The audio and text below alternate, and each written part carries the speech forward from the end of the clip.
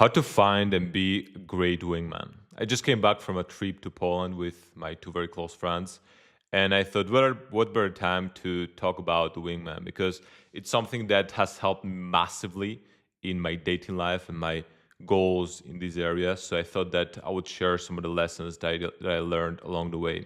So what is a wingman? Very quickly, it's somebody, a friend that you go out with to cold approach, to meet women, to socialize. And actually, when you're starting out to go out there and do pickup and do cold approach, I believe it's one of the fastest ways, one of the best hacks to progress very quickly. Because I'll tell you, I was starting to do cold approach totally alone, and this was for a good amount of time. And when I got one of my close friends on that time from high school to go out with me and start doing pickup with me, I put in so much more commitment and I got much better results. So it was like you motivate each other and you push each other to go to the next level. So first, I want to start with where to find great wingmen. And I'll give you three ways to do that. The first one is the very easy one, which is your current friends. So I'm sure that you have current guys that you speak with, be it friends from high school, friends, close friends from childhood, or guys from the gym, guys that you met anywhere. So the first thing that I would recommend is to talk about the fact that you do cold approach and you go out there and you're trying to meet women with the guys in your environment and see their reactions. And I'm telling this because when I was starting out, I was kind of hiding this. I was keeping this to myself because I thought that it was something a bit politically incorrect and maybe people would think, oh, this guy is a bit weird. So I would keep it a bit to myself or just one of my very close friends, right? So I would recommend to talk about this in an open way. Like you're speaking with any guy and you talk about the fact like, oh, what were you doing last week? Oh yeah, I do this, I do that. And I also went out to the center to cold approach some women. And they're probably going to ask about it and you talk about it. And if they're curious, then you can say, hey, we can meet, go for a walk in the center and let's see if we find some women that we like. And that's, I would think, one of the best ways because it's people that you already connect with. So you're going to have a great time together. And it's not going to be something very tense where you're, super, when you're starting out, you might have some approach anxiety and some fears. And when you're with a buddy that you're just cracking jokes with, and then he can even push you, it's a process that you can find much easier. So this is actually what I did. My very close friends from high school, very close friends from high school, Javier. I remember that when I discovered that I could cold approach to pick up, this was when I was 16 years old. I told him, hey, let's go to the library and try to cold approach some women.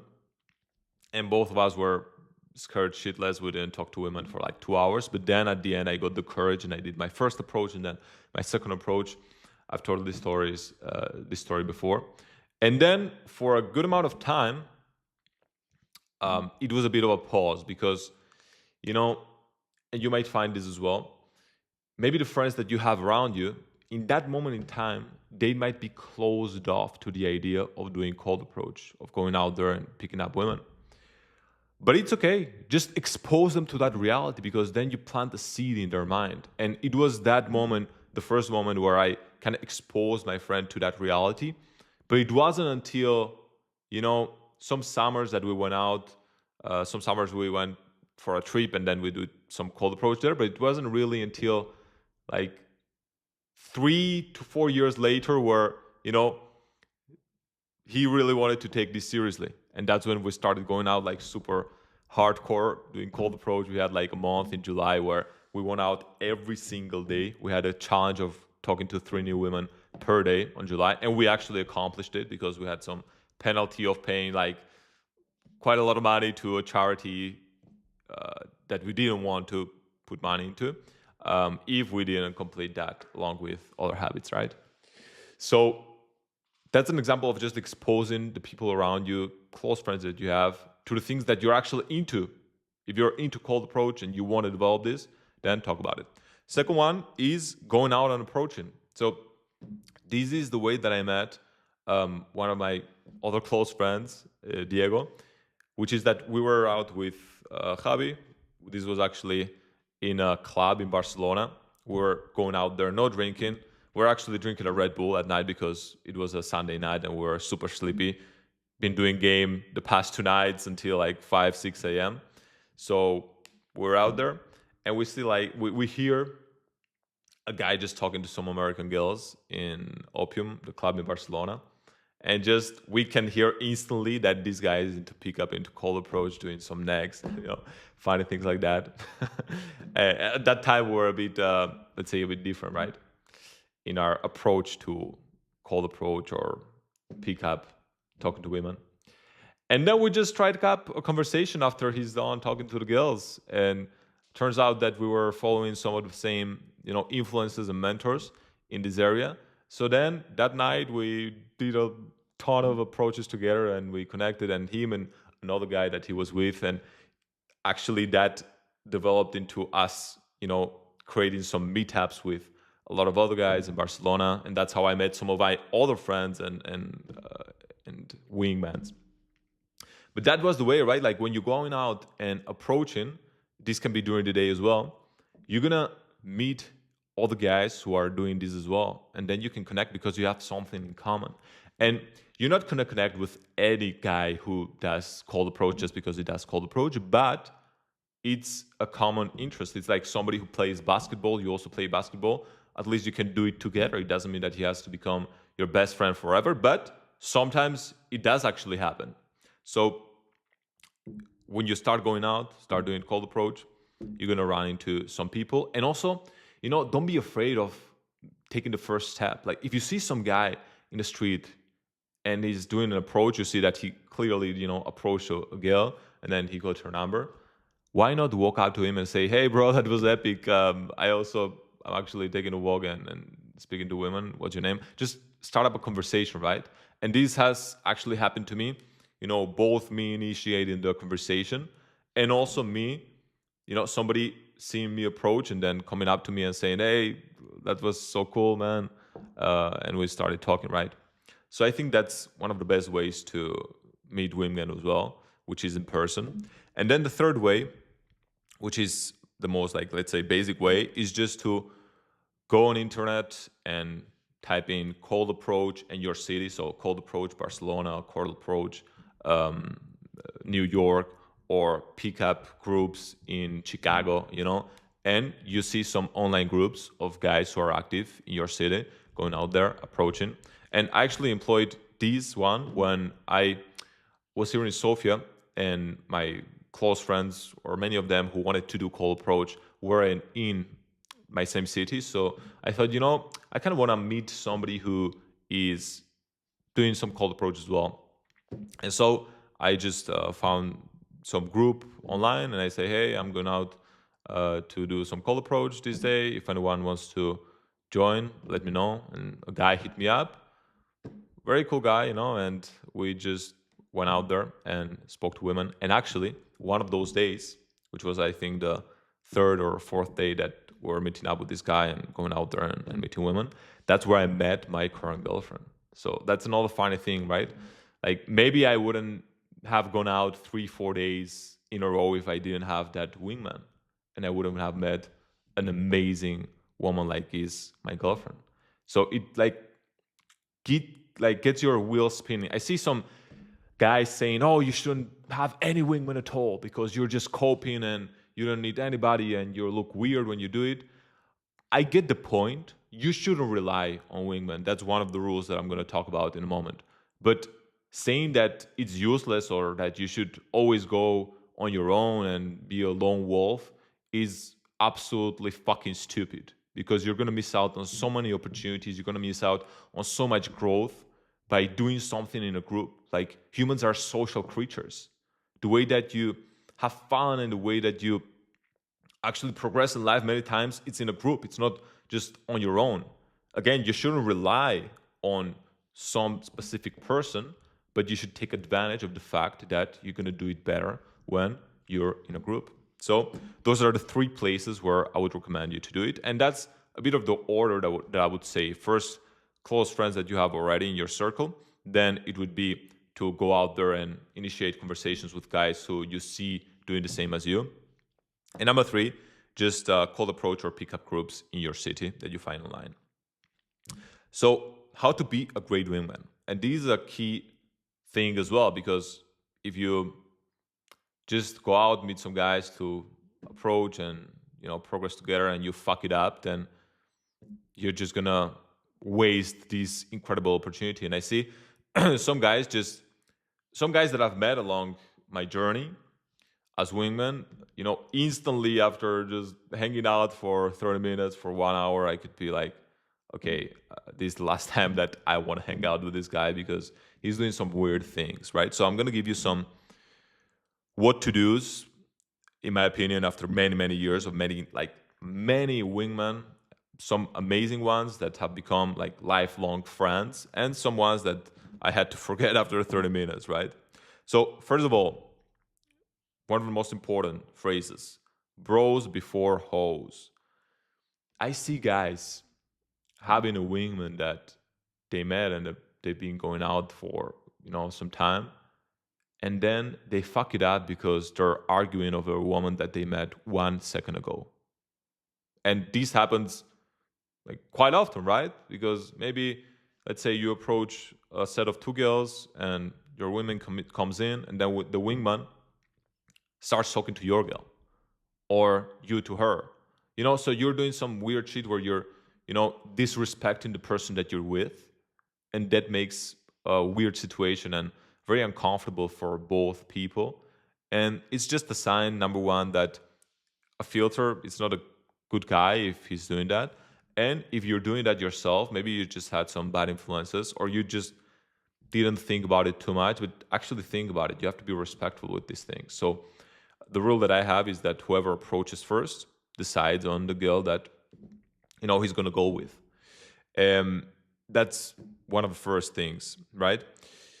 Second thing, very important, fun. So this is supposed to be fun. It's not supposed to be some super serious shit where you're super tense and only talking about like serious things. Just go out there and have some fun. Like I'll tell you, the first night that we met, like Javi and me met Diego, I told you, in a nightclub in Opium in a Sunday night. That was so much fucking fun. Like, it was one of the most epic nights that up to this day we remember many moments in that night because we were just out there having fun. And fun makes you in a relaxed state where you can, first of all, create an atmosphere where you connect more with people. And number two, even helps you with women, of course. And the same when we started doing some, meetups in Barcelona and started meeting all the guys. We would go out there, especially we were going out more so at night in that period. And it would be so much fucking fun. Like I would have a lot of fun with the guys in those meetups, in those groups. And again, some of them are still friends of mine after many years, of like 6, 7, 8 years. They're still friends. So fun. And I would tell you that, the same concept that you use with women, which is the emotional button of fun, just think about the things that make you laugh, make you have fun, you use with the wingmen as well. You don't want to try to impress them. You don't want to try to make a joke that is going to make them laugh. You don't want to try to, be in your head thinking, what is this person going to find cool? You just want to be unapologetically you. And that's going to be the best way to connect with people who are on the same wavelength as you. Like, 1 month after meeting Diego and going out and approaching hard with Javi, we decided to start a company together. And it was because we were in the same wavelength, and we were being unapologetically ourselves, so we could connect. We saw that there was some connection, right? But if you're putting on a facade, then you're gonna have a wingman that you're just trying to impress. Is trying to impress you, and it's kind of like this who's cooler guy. And I had some experiences like this when I was in some other networking groups where it was a bit more posturing. And I remember that it was like, always in a suit and smoking cigars and stuff like this. And the reality is that I didn't end up becoming like friends for a long time with any of the guys that I met in those places. And I think partly is because it wasn't the true me who was there. It was just a facade of a cool guy, a G. And finally you don't end up connecting that much with those people, and they cannot connect with you because neither of you is showing the true you. So I think that's a key thing, which is having fun and being unapologetically you, and forget about this, fucking facade that you put on to impress somebody. Then the third one is offer value. So any way that you can help somebody out, and I'm not talking about trying to coach him because that's pretty cringe. If you're not asked for it or you don't ask before giving some feedback, but the third is like offering value. It can be even things outside of cold approach and pickup. If you see something that you can help this person with, this is like a general concept that has served me very well in life, which is that whenever I see some way that I can offer value to a person, like actual value, then I try to offer it because it's going to create reciprocity and a good connection with that person. So any way that you can see that you can offer value even outside of this pickup world, then go for it. And even talking about things which are not pickup related, if you talk about business and let's say you have more business success than somebody that you meet, offering like some resources or even conversations about it, offering your perspective, talking about your kind of stuff, that offers value because it's something like, oh fuck, this guy, you know, is open to helping me. That creates that reciprocity with that person. Number 4, I've mentioned this, which is that don't give feedback unless asked, and ask for it before giving it. So I see some guys, and some guys that I even met in this journey, right? They're very quick to start giving me feedback, and it's something that I understand it from their side. They're trying to help or they're trying to offer value, quote unquote. But the reality is that many times it's just their opinion. Number one, it's not based on reality. And number 2, when you give unsolicited advice, it creates this, bad, weird vibe because it's like, I didn't ask you for that advice and you're giving it to me. You're trying to assume a authority position or trying to say that, you know about this better than whoever you're giving advice to. And I'm generally pretty open to hearing the advice, like me personally. But still, when I see somebody doing it, I find it uncalibrated. And me personally, I don't do it. I'm just going to ask. Sometimes I do ask. I say like, hey, do you want me to give some feedback that I saw from my perspective? You say it that way. And if the person is like, oh yeah, I'm open for it, then you say it. And I would recommend that you use the sandwich technique. Like, even if it seems like stupid, it's something that works. It's like makes the person understand that you're not just trying to criticize them and throwing them shit, but you're actually trying to be helpful. So you might say something good, then something they can improve, and then end up with something good again. This is a very basic and very popular idea for giving feedback to somebody. And I use it always because it's something that it's naturally good. And the final point that I'm going to talk about is do not depend on a wingman to approach. So I've seen some guys that cannot approach without a wingman, and that makes you dependent on somebody. And that makes you seem very weak. Like, okay, this person is dependent on me. That's a very turn off for guys who are serious and guys who are achieving a lot, both in this area and other areas. You want to be with people who can stand on their own legs. And then when you're in a group of 2, 3, 4, 5, 6, whatever, guys who can stand on their own legs, then you build something amazing. It's the same as, some Delta Force guy. If he couldn't stand on his own feet, then he cannot be part of a great team. And I would recommend you to both, go out with Wingman, take advantage of this, but do not depend on it. So I took it to an extreme because there was a point where I could go out there during the night and do approaches and go to a club without drinking and talking to women and getting results, numbers, pools, whatever, when I was out with friends, right? Because I was in this environment, it felt like, I had this acceptance of I'm doing something good. But then when I was alone, I would get into my head like, fuck, I'm the only lonely guy in this bar or pub or club or even in the street, right? And I thought, fuck, and I cannot depend on a wingman. So what I did is that over the course of the next years, I would constantly go out alone, even if I had great wingmen with me. And the same with my wingmen, because they didn't want to depend on somebody. They wanted to build their own strength.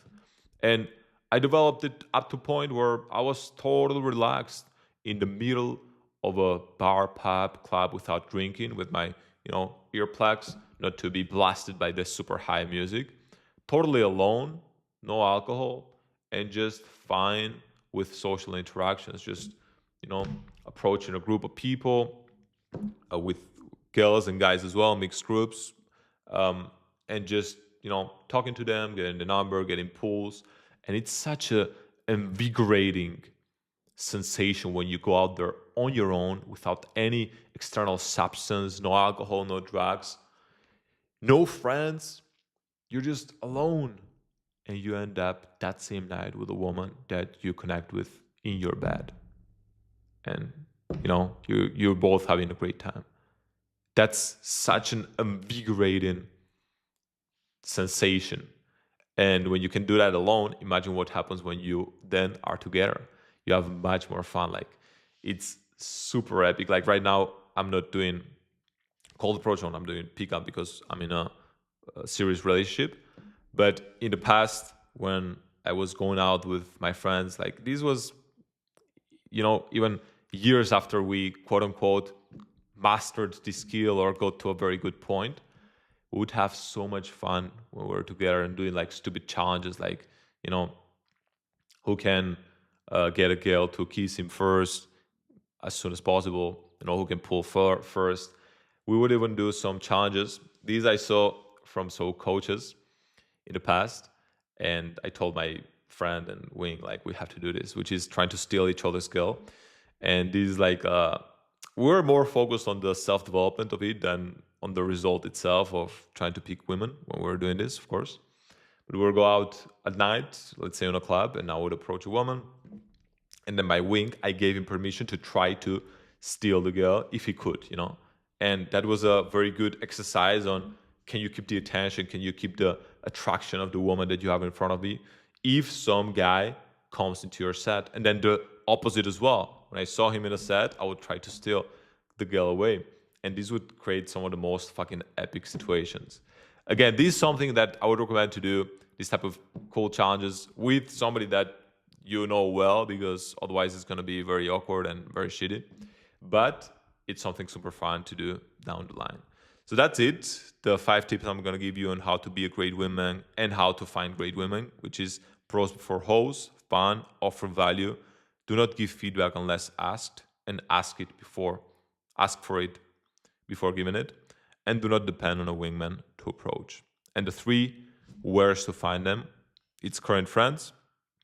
Expose your current friends to this reality and see who sticks around.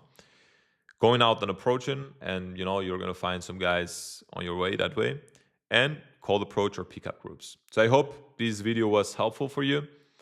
Again, I think you can build amazing friendships out of wingman in cold approach, because it's such a it's such a powerful process, and it's such a passionate process and transformation and self-development that you develop bonds which are very hard to replace. Like the stories that I've lived with very close friends in the past, in the good old days of me going out there approaching and not knowing much about this area, just learning on my way, and all the fucking crazy experiences until 7 a.m. in the morning, or doing day game, just going crazy for 5, 6, 7, 8 hours in a row, getting a ton of numbers, doing infield, many things, right? It's very hard to replace. So I would recommend you to go on this journey of cold approach and to find great wingmen to go on this journey with you. That's it for today's video. And if you want more information on this area, you can go to armengaribian.com, which is my website. You'll find everything you need there. See you on the next video.